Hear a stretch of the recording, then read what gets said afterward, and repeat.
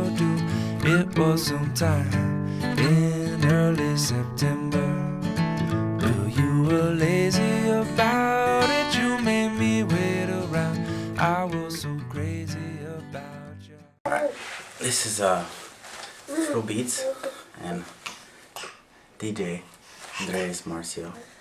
Should put it down so everyone can see him.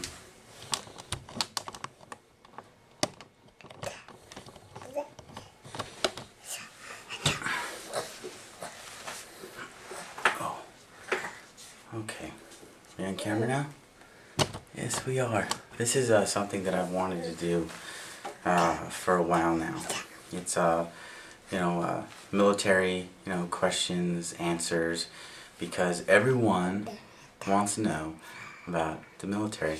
But going back to what I was talking about a second ago before Andrea started crying, and he started saying, "Come get me right now, let's go." Weight. Yeah, being a civilian, you can gain weight, you can lose weight, you can have your, gut hang over your belt, it doesn't matter. But being in the United States Army, especially, military police, we have to always be, we have to look professional. I know fat MPs running around here, and so do I. But we have to, set ourselves, to a higher standard to at least ourselves, if not to other MPs and our higher ups, to, the height, weight, and tape standard. And I'm always worrying about my weight. I know Sophia helps me relax and get a zen kind of feeling, but and it helps to relax. It helps to work out and to know you're going to work out and lose weight. And I have lost weight. When I arrived here, I was on leave and pushing 10 and pushing too much weight. And I dropped some weight and then I gained it back, and I dropped more weight and then gained it back. The heaviest I've ever been before I joined the military was 211, 212. I was pushing 212 in your basic training. It was 210 because I was starving myself before I came in. Pretty much. I was eating ice chips and trying to make weight, and it didn't happen. I was 210. Basic training, I got down to 180. 180, 175, something like that. And then I got to my first unit and I lost 10 pounds in a week. I was 164. So my weight has gone up and down, a low of 164, high of 210. And right now, I'm sitting at, 206, but I can make my tape because I'm in a higher bracket, obviously, because I'm older. Getting to be an old man. But I want to lose more weight, not just for myself, but for my family and for my health, and for that I want to be here a little bit longer than, other people. And it's not that I'm supposed to be at work either, going back to that. I work nights most of the time also, so it drains me. So a normal person, Monday through Friday worker, or a day person who can work during the day and then go home in the evening can have, decent meals and, not that I eat fast food all the time, because I don't, I eat healthy, but it's like a normal person can go to sleep, get 8 hours of sleep, wake up in the morning, go to the gym, and get their workout in, and then, have lunch at regular times and not be called in, and then come home in the afternoons, go to the gym again if they want to, and then, go to sleep at a decent hour. I can't do that. I get called in the last minute's notice sometimes. I get, staying up late, have to stay up because I got to get ready for the night shift, I have to sleep more, I have to not sleep because I have children. It's madness. There's no other way to explain my life, being in the military, that it's just madness sometimes. It's just ridiculous. I know my friends are going to watch this and probably laugh, and Mirko and Andy and all of them are going to be like, no, it's not madness, and you're not going to lose your mind.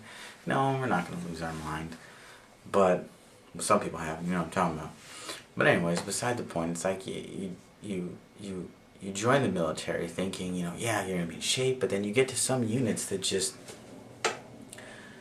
and especially being an MP, they put it on you. They say, PT's on your own. And believe me, I can lift a 200-pound, 300, not 300, but 200-something pound guy, heave him up my shoulder and take him out of a combat zone easy. I can do that. That's what I'm supposed to do. I'm not going to fit into a little tiny small uniform or, be skinny as a rail like some soldiers. The Army has this idea that they want their soldiers to look like stick figures, But then when the stick figure tries to pick someone like me up, he can't do it. So do you want a skinny soldier Or do you want a soldier who has enough strength, not muscle, all big and Arnold Schwarzenegger or whatever, but enough strength to pick up that soldier and drag him to the safe area? What would you rather have? If anybody wants to comment or leave a question about that one, what would you rather have? Public, civilians, military members, whoever wants to comment. Would you rather have a guy who can actually pick you up and drag you out of the combat zone, or would you rather have a skinny guy who can't pick you up, or your left leg alone by itself and drag you anywhere? Just a question to throw out there. Just some of the tidbits of information that fly through my head on occasion. And another thing, it blows my mind, is working with all these other nations here in SHAPE. It's like every other nation has accepted that they can grow their hair whatever the way they want, that they can have their beards as long as they want, and other, facial hair and, length of their hair. Does it really matter? The only thing I've ever heard is that, a pro mask. I can't wear a pro mask if I don't shave, because I guess there'll be such a gap in my peach fuzz or a beard that it won't fit on my face, so I'll die. Okay, I understand that. I got that. Or your hair has to be so short that it has to fit on top of you. Okay, that's a good reasoning. And another thing that really blows my mind is you have soldiers, who get promoted or advance in their careers for who they know, not what they know. And everyone knows what I'm talking about. Civilian side is the same as the military. But it's just something that bothers me. How do you feel about that? Should you feel that if you're good with the boss, or you're good with your co-workers and such and this and that, that you should get promoted just because the boss likes you? Or should you get promoted on your merit, on what you do and how you do your job? I'm tired of seeing it day in and day out where one soldier who's good with the higher ups or whoever else gets promoted ahead of another soldier who does his job, puts his time in, punches a clock, and then goes home with his family or goes home and does whatever, but gets overlooked for everything. How do you feel about that? That's a question that I can pose to all of you out there, civilian, military spouses. Do you think that's right? I'm probably getting a million comments and a million questions. Or at least I hope that I'm throwing ideas out that would spark some interest of a debate or of things that people think about. And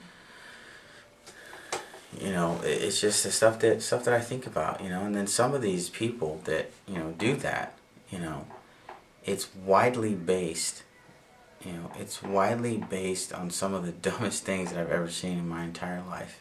And I will not talk about them here on this channel or, in public or stuff like that, because I'm still in the United States Army, and, I will be for, a while.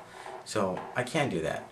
But I can talk about issues that are, out in the open or out in public and stuff like that. And, I believe that my family does come first. A lot of soldiers will disagree and say, the Army, the Marines, the Navy, the Air Force comes first before everything else. Now, if my kids, especially this little, rugrat, is sick as a dog, of course I'm going to tell my boss, hey, my son is sick, my wife is sick, my other son's sick, my daughter's sick. What am I supposed to do? Well, you have to come to work. I'm like, well, I'm going to stay with my family then. I have to stay with my family and take care of them, and they're the number one priority, and then the Army, because it's my job and my paycheck and stuff like that. But some people think that the Army comes first, where they'll leave their family, or they'll volunteer for deployments or other stuff like that. Some people get off on it. Some people get their Jones off on shooting and being in combat and stuff like that. And PTSD is something that's so widespread, and I'm gonna say something on that issue. This time I'm going to end the video because I don't want to spend hours on this video. But the last subject that I want to talk about is PTSD. Post-traumatic stress syndrome is something that is so widely broad, in all of the military branches, that you can't meet 3 people without 2 of them being, diagnosed with PTSD, or the symptoms, or I feel like this, or I feel like that. Now, speaking on that, everyone's experiencing their deployments in the Army. They don't have to be deployed to have PTSD, but everyone's experience is different. You know, you could have seen, you know, heads getting blown up, you could have seen body parts, you could have not seen any blood, anybody. Just the fact that you were away from home. You know, just the fact that you were locked in a room, you know, every night because, you know, this and that, or you heard bombs every night, or you heard explosions in the distance and knew that it was a vehicle being blown up, or stuff like that. You know, everyone's experience is different. Now, I probably will have an entire video on, you know, PTSD and the symptoms and what to do, you know, to try to help. You know, I know that for me, some stuff has helped. You know, and help me get through some of the things that I've gone through in my life. But my experience is different from the next person. I didn't see everything that someone else did unless someone was attached to my hip and I didn't know about them.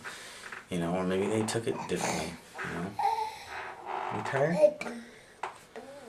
You're tired.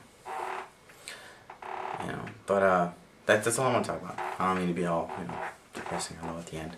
But anyways, if anybody has any questions about the military, especially the military police or the army, go ahead and leave a comment below the blog, and enjoy the music at the end credits. All right.